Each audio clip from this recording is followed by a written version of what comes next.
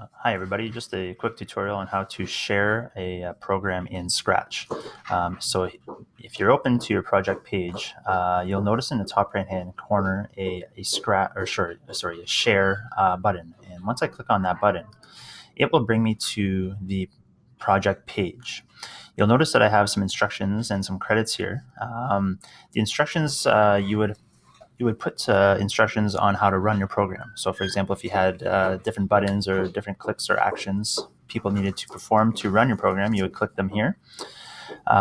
If you borrowed any code from anybody else, you would put your credits in the bottom box here, or any other notes that you'd like to add to your project page.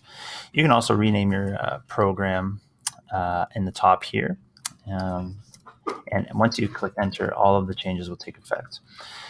By clicking on the share button from the previous screen, coming to the project page, you'll notice that your project is now shared. Now, how to share this project with others is simply taking the address in the URL in the address bar at the top and copying that, and then pasting that into an email or a Google form, or put it onto a site for other people to access. So hopefully that helps. If you have any questions, let me know.